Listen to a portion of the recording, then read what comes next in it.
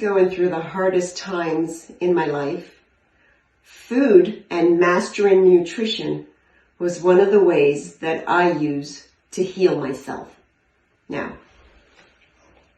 there is energy and connection between us and our foods.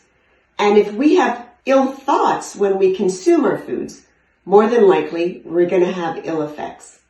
Today, I'm having loving thoughts about making this mango, pineapple, and ginger smoothie for my favorite girl, my mama. Let's get started.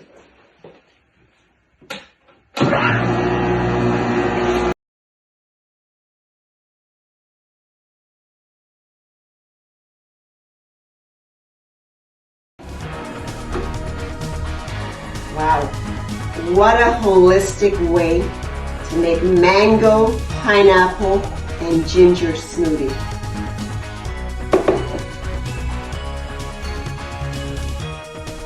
Scrumptious. Hey, what did you do with mango seeds? A lot of ginger. What did you do with mango seeds when you were a kid? Did you make toys with them?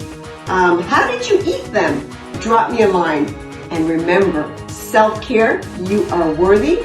And if you like the content of my videos, please subscribe. One love.